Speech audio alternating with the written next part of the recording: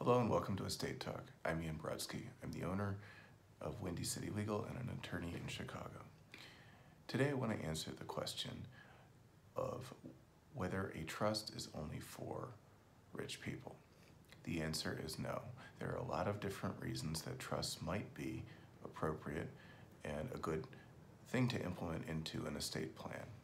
Now, when we're talking about trust for this video, I'm talking about just a revocable living trust. Some of the reasons that might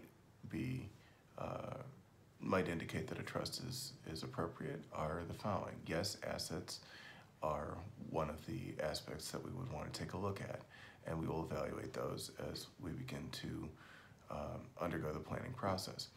But other things that might come into play include whether you own real estate, whether you have children, whether there's somebody in the family that has a disability or a special need, whether there are folks that just aren't really good with money, whether there are other considerations that might make it important to make sure that monies are in place should something happen, and that there are some controls put on what those potential uses of those funds would be.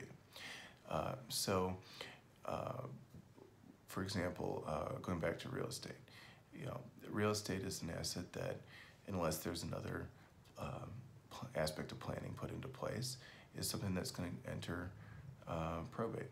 And a lot of people would prefer to establish estate plans that will allow them to avoid probate.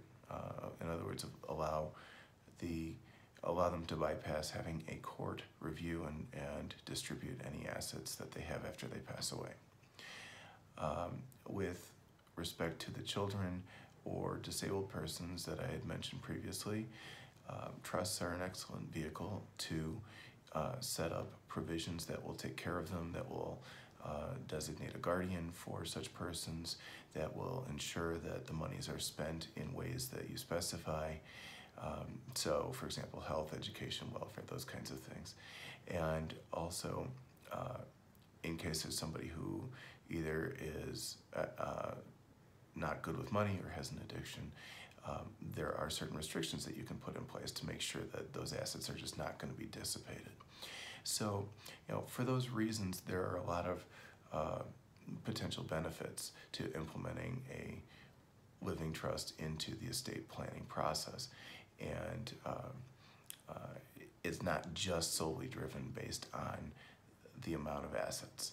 Now, when we begin planning, obviously we want to take a look at the total picture, and we want to make sure that whatever we're implementing is going to be right for you and right for your goals, right for your situation as you are today. So that's the art of estate planning, and we certainly want to make sure that the plan that is put in place is tailored to you and tailored to your needs. So if it's something that you want to implement, it's something that you want to get started, then feel free to contact us at Windy City Legal. In the meantime, thank you for watching today's video. If you enjoyed the video, I would ask that you share it with somebody if you believe that it would be beneficial to them. Thank you again. I'm Ian Brodsky, and we look forward to talking with you on other videos. Have a good day.